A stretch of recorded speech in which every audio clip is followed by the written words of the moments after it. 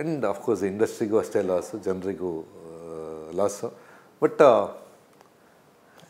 ನನ್ನ ಲೆಕ್ಕದಲ್ಲಿ ಅವ್ರು ಯಾವತ್ತೂ ಇರ್ತಾರೆ, ನಮ್ಮ ಜೊತೆ ಇರ್ತಾರೆ ಸರ್. ಕೊನೆಗೂ ಕೂಡ ನಿಮ್ಮ ಜೊತೆಗಿದ್ರಿ, ಕೊನೆ ಹಂತದವರೆಗೂ ಕೂಡ ಸರ್, ಆ ವಿಡಿಯೋ ಎಲ್ಲ ಹೋದಾಗ ಅದು ಕೆಲವುದು ನಾನು ಹೇಳಬೇಕಂದ್ರೆ ಅದು ಯೋಗ ಅಂತ ಹೇಳಬೇಕು.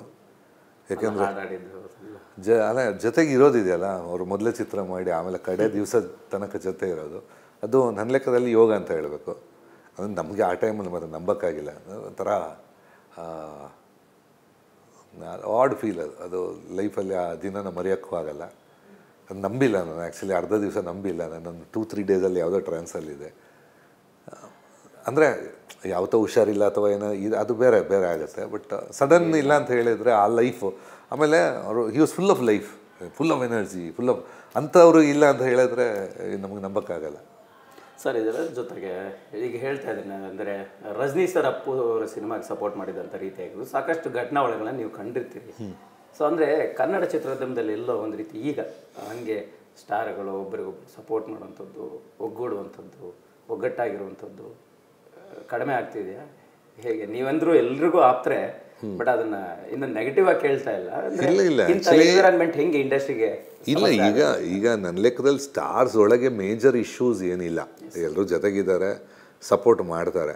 ಬಟ್ ಅಫ್ಕೋರ್ಸ್ ಕೆಲವೊಮ್ಮೆ ಫ್ಯಾನ್ ವಾರ್ಗಳು ಈಗ ಅದರಿಂದ ಸ್ವಲ್ಪ ಇಶ್ಯೂಗಳಾಗ್ಬೋದು ನನ್ನ ಲೆಕ್ಕದಲ್ಲಿ. ಅದು ಕನ್ನಡ ಸಿನಿಮಾ ಲವರ್ಸು ಯಾವತ್ತು ಸೈಡ್ ತಗೊಂಡು ಯಾವುದೋ ಇದರಲ್ಲಿ ಪಾರ್ಟಿ ಇಲ್ಲ, ಕಾಂಗ್ರೆಸ್ BJP ಅಥವಾ ಏನೋ ಒಂದು ದಳ ಈ ಥರ ಪಾರ್ಟಿ ಇಲ್ಲ. ಕಲೆ ಮಾತೆಗೆ ಎಲ್ಲ ಮಕ್ಕಳೇ, ಎಲ್ಲರೂ ಒಂದೇ. ಸೊ ಎಲ್ಲರೂ ಜೊತೆಗಿರಬೇಕು. ಆಮೇಲೆ ಏನಾಗುತ್ತೆ, ಸ್ವಲ್ಪ ಫ್ಯಾನ್ಸಿಂದ ಡಿವೈಡ್ ಜಾಸ್ತಿ ಆಗುತ್ತೆ. ಯಾರಿಗೋಗಿ ಕಮೆಂಟ್ ಮಾಡೋದು ಅಥವಾ ಎದುರುಗಡೆ ಹೋಗಿ ಇನ್ಸಲ್ಟ್ ಮಾಡೋದು, ಇದು ಸ್ವಲ್ಪ ನಡೀತಾ ಇದೆ ಇತ್ತೀಚೆಗೆ. ಅದು ಐ ಥಿಂಕ್ ಅದು ಸ್ವಲ್ಪ ಅವಾಯ್ಡ್ ಆಗಬೇಕು. ನಟರ ಒಳಗೆ ಅಷ್ಟು ವೈಮನಸ್ಸು ಅಥವಾ ಒಬ್ರಿಗೊಬ್ಬರು ಆಗದೇ ಇರೋದು ನನ್ನ ಲೆಕ್ಕದಲ್ಲಿ ಕಮ್ಮಿ. ಅಷ್ಟು ಏನು ಕಾಣೋ ಥರ ಈಗ ಬೇರೆ ಇಂಡಸ್ಟ್ರಿಯಲ್ಲಿ ಕಾಣೋ ಥರ ಕನ್ನಡದಲ್ಲಿಲ್ಲ. ಇದೇ ಸೋಷಿಯಲ್ ಮೀಡಿಯಾದಲ್ಲಿ ಆಗುವಂಥ ಬೆಳವಣಿಗೆಗಳು ಸರ್ ಹೆಂಗೆ ಇಂಡಸ್ಟ್ರಿಗೆ ಒಂದು ರೀತಿ ಸಮಸ್ಯೆ ಆಗುತ್ತಾ ಅಥವಾ ಪಾಸಿಟಿವ್ ಆಗುತ್ತಾ, ಹೆಂಗೆ ಅಂತ ನಿಮ್ಗೆ ಅನಿಸುತ್ತೆ? ಏನಾಗಿದೆ ಅಂದರೆ ಈಗ ಜನ ಸ್ಲೋಲಿ ಏನಾಗಿದೆ, ಮುಂಚೆ ಪೇಪರ್ ಓದ್ತಾಯಿದ್ರು, ಆಮೇಲೆ ಟಿ ವಿ ನೋಡ್ತಾಯಿದ್ರು. ಈಗ ಟಿ ವಿಯಿಂದ ಡೈರೆಕ್ಟ್ ಫೋನಿಗೆ ಬಂದಿದ್ದಾರೆ. ಸೊ ಸೋಷಿಯಲ್ ಮೀಡಿಯಾ ವರ್ಕ್ ಆಗುತ್ತೆ, ಅಂದರೆ ಜನರ ಮನಸ್ಸಲ್ಲಿ ಸಿಕ್ಕಾಪಟ್ಟೆ ವರ್ಕ್ ಆಗುತ್ತೆ. ಒಂದು ಕಡೆಯಲ್ಲಿ ಡೆಫಿನೆಟ್ ಈಗ ಪ್ರೆಸ್ ಆಗಲಿ ಟಿ ವಿ ಆಗಲಿ ಹೆಂಗೆ ಒಂದು ಕಡೆ ಪಾಸಿಟಿವ್ ಇನ್ನೊಂದು ಕಡೆ ನೆಗೆಟಿವ್ ಇದ್ದಂಗೆ ಸೋಷಿಯಲ್ ಮೀಡಿಯಾದಲ್ಲಿ ಹಂಗೆ ಇದೆ. ಒಂದು ದೊಡ್ಡ ಪಾಸಿಟಿವ್ ಅಂದರೆ ಇವತ್ತಿಗೆ ಯಾರು ಇನ್ನೊಬ್ಬರ ಅಗತ್ಯ ಇಲ್ಲ. ನಮಗೆಲ್ಲ ಏನಾಗಿತ್ತು ಅಂದರೆ, ನನಗೆ ಒಂದು ಹಾಡು ಆಡಬೇಕಾದ್ರೆ ಒಂದು ಆರ್ಕೆಸ್ಟ್ರಾ ಬೇಕಿತ್ತು, ಅವ್ರ ಹತ್ರ ನಾವು ಹೋಗಿ ದಮ್ಮೆ ಹಾಕಬೇಕು. ಈಗ ಹಂಗೆಲ್ಲ ಟ್ರ್ಯಾಕ್ಸ್ ಇರ್ತವೆ. ಹಂಗೆ ಸಿನಿಮಾ ಮುಂಚೆ ಮಾಡಬೇಕಾದ್ರೆ ಸಿನಿಮಾ ಅದೊಂದು ಗುಪ್ತವಿದ್ಯೆ, ಎಲ್ರಿಗೂ ಗೊತ್ತಿರಲಿಲ್ಲ. ಒಂದು 20 ಚಿತ್ರ ಆದಮೇಲೆ ಅವನು ಡೈರೆಕ್ಟ್ರು ಆಗೋದು. ಈಗ ಹಂಗಲ್ಲ, ಈಗ ಯಾರೋ ಒಂದು ಟೆಲಿಫೋನಲ್ಲಿ ಯಾವುದು ಮಾಡಿದರೆ ನಾನು ನಾಳೆ ಮಾಡ್ತೀನಿ ಅಂತ ಧೈರ್ಯ ಇದೆ. ಅದರಲ್ಲಿ ಪ್ಲಸ್ಸು ಇದೆ, ನೆಗೆಟಿವ್ ಇದೆ.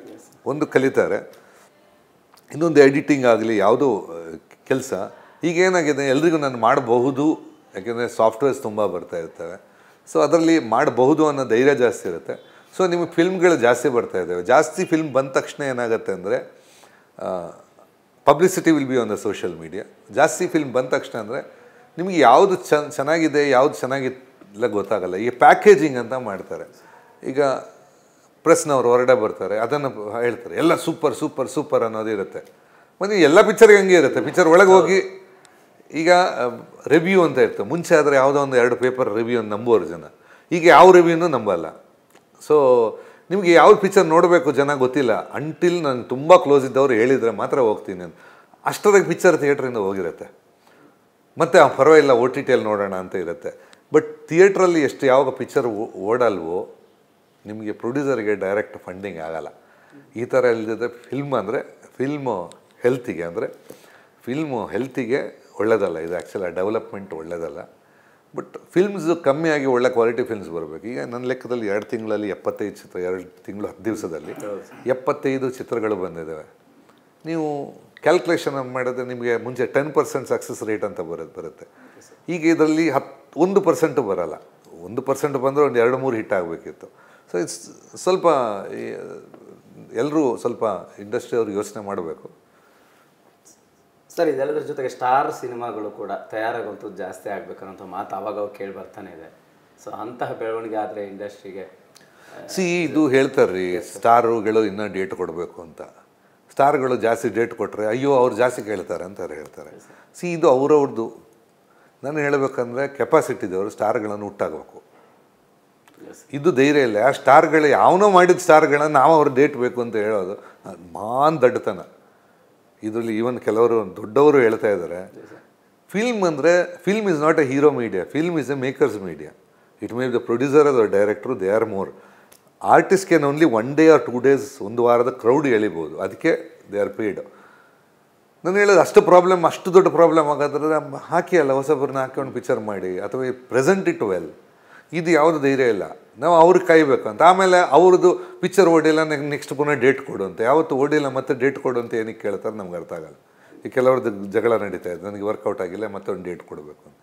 ಸೊ ಹೀರೋಗಳು ಅವ್ರ ಇಷ್ಟ, ಅವರು ಮಾಡ್ತಾರೆ. ಅವರು ಎಷ್ಟು ಪಿಕ್ಚರ್ ಮಾಡಬೇಕು, ಇಲ್ಲಪ್ಪ ನಾನು ರೆಸ್ಟ್ ತಗೋಬೇಕು ಅಂದರೆ ಓಕೆ ರೆಸ್ಟ್ ತಗೊಳ್ಳಿ, ಅಥವಾ ಇಲ್ಲ ನಾನು ಇಷ್ಟೇ ಮಾಡ್ತೀನಿ, ಅವರವ್ರ ಇಷ್ಟ. ನಾವು ಅದನ್ನು ಇನ್ನೊಬ್ಬರ ಮೇಲೆ ನಾವು ನಮ್ಮ ಒತ್ತಡ ಹೇರೋಕ್ಕಾಗಲ್ಲ. It's a creative field. ನನಗಿಷ್ಟ, ಅವನು ಇಷ್ಟ ಬಂದ ಒಬ್ಬ ಮಾಡೋನು ಡೈರೆಕ್ಟ್ರೇ 3 ವರ್ಷ ಮಾಡ್ತಾನೆ, ಅಥವಾ ಪ್ರೊಡ್ಯೂಸರ್ ಮಾಡುವಾಗಲಿ ನಾನು ಹಿಂಗೆ ಬೇಕು, ನಾನು ಅಲ್ಲಿಗೆ ಹೋಗಬೇಕು, ಸೀಸನ್ ಬೇಕು, ಮಳೆ ಬೇಕು, ಬಿಸಿಲು ಬೇಕು ಅಂತೇಳಿ ಡಿಲೇ ಮಾಡ್ಬೋದು.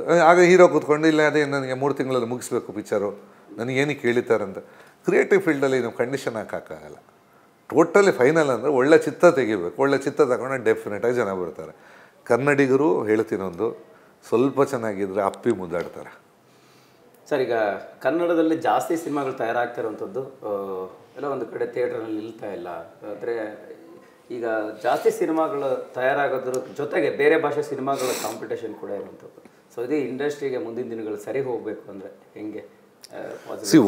ಒಂದು ನಮ್ಮಲ್ಲಿ ಅದು ಮುಂಚಿಂದ ಇರುತ್ತೆ. ನಮ್ಮಲ್ಲಿ ಕನ್ನಡಿಗರಿಗೆ ಅಭಿಮಾನ ಕಮ್ಮಿ. ಬೇರೆ ಯಾವ ಜಾತಿ ಇಲ್ಲ, ನಮ್ಮದು ಭಾಷೆ ಅಂತ ಸ್ವಲ್ಪ ಹೋರಾಟ ಅಂತ ಮಾಡೋದು ಇಲ್ಲೇ. ನಮ್ಮಲ್ಲಿ ಡೆಫಿನೆಟಾಗಿ ಹೇಳ್ತೀನಿ, ಕನ್ನಡಿಗರಲ್ಲಿ ಅಭಿಮಾನದ ಕೊರತೆ ಇದೆ. ನಮ್ಮದು ಅಂತ ಅನಿಸಲ್ಲ ನನಗೆ.